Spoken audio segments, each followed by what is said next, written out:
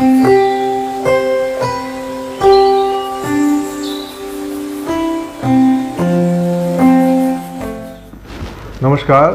मैं डॉक्टर नयन Kumar. Last time मैंने बताया था रीढ़ की हड्डी के ट्यूमर के विषय में। इस बार आपको मैं रीढ़ की हड्डी की चोट, ट्रॉमा, फ्रैक्चर के विषय में बताऊंगा। लाइफ की स्पीड बढ़ रही है, गाड़ियों की स्पीड बढ़ रही है, मशीनरी वर्क बढ़ रहा है, सब व्यस्त हैं। ऐसे में एक्सीडेंट, ट्रॉमा भी बहुत तेज़ी से बढ़ रहा है। रोड ट्रैफिक एक्सीडेंट्स हो रहे हैं, मशीनरी एक्सीडेंट्स हो रहे हैं, फॉल फ्रॉम हाइट है। सो दैट ऑल इन सब से जो है, अगर बाकी चोट के अलावा जब रीढ़ की हड्डी में चोट लगती है सो रीढ़ की नसों को बहुत नुकसान होता है, तथा साथ में जो स्पाइनल कॉलम है उस पर टूट जाने से मरीज को बहुत सारी परेशानियां होती हैं। प्रेजेंटेशन लगभग वही रहता है, कमर में दर्द होना, नस पे दबाव होने से, चोट लगने से हाथ पे का ना चलना, ये कॉमन प्रेजेंटेशन है।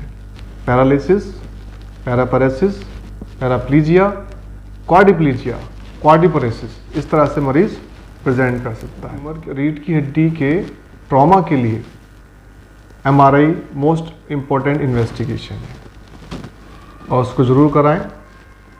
एमआरआई कराने से हम निर्धारित करेंगे कि रीढ़ की हड्डी की चोट किस लेवल पे लगी है, कितनी हड्डियां टूटी हुई हैं, नस पे कितना दबाव है, नस की स्थिति कैसी है, ऑपरेशन करने के बाद में कितनी संभावनाएं हैं कि वो ठीक हो सकती है, सुधार आ सकता है, ऑपरेशन करने का कोई फ़ायदा होगा भी कि नहीं होगा। के बाद में लोगों में एक भ्रांति है कि अब रीढ़ की हड्डी में चोट लग गई है, कभी ठीक नहीं हो पाएंगे और ज़िंदगी भर के लिए अपाहिज हो गए। ऐसा सभी मरीजों के साथ नहीं होता। सो इस बात नोट करें कि यदि किसी की रीढ़ की हड्डी में चोट लग गई है तो फालिस का इलाज से बेटर है आप न्यूरोसर्जन को ज़रूर दिखाएं, क्योंकि जांचों के उपरांत हम प्लान कर सकते हैं हम क्या मदद कर सकते हैं।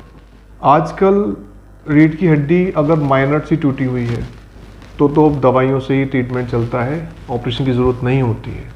लेकिन अगर चोट ज़्यादा लगी है, नस पे दबाव ज़्यादा है, फ्रैक्चर है जो कि नस को दबाव दे रहा है, पैर में कमजोरी आ रही है, बढ़ रही है, तो ऐसी स्थिति में ऑपरेशन एक बहुत इंपॉर्टेंट रोल रखता है। ऑपरेशन करके हम रीढ़ की हड्डी के दबाव को हटाते हैं तथा साथ ही में जो हड्डी टूटी हुई है, आजकल आधुनिक विधि से हम जो है उसमें प्लांट डालते हैं, टाइटेनियम स्क्रू, रॉड, पेंच डाल करके उस हड्डी को सीधा करके फिक्स कर देते हैं, जिससे कि नस पे दबाव ख़त्म हो जाता है और समय के साथ साथ नस में रिकवरी आना शुरू हो जाती है। सो ये डर ऑलमोस्ट आज के समय में नहीं रहना चाहिए कि ऑपरेशन के बाद और ख़राब हो जाए, बल्कि ऑपरेशन आपकी सुविधा के लिए है और इससे ज़रूर निश्चित रूप से सुधार आता है।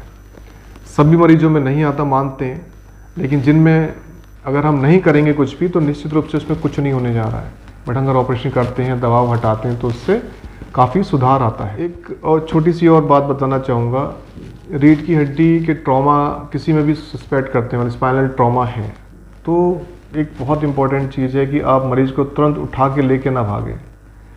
अगर उठाना भी है, शिफ्ट कराना है, तो उसको बिल्कुल स्ट्रेट शिफ्ट कराना है। मीन्स गर्दन, रीढ़, पूरी हड्डी, कमर एक सीध में स्टेचर पे धीमे से रखेंगे और तब शिफ्ट कराएंगे। इससे क्या रहता है, रिजल्ट अच्छे हो जाते हैं, नस पे दबाव थोड़ा बच जाता है, नस खराब होने से थोड़ी बच जाती है, तो ऑपरेशन के बाद रिजल्ट थोड़े अच्छे हो सकते हैं।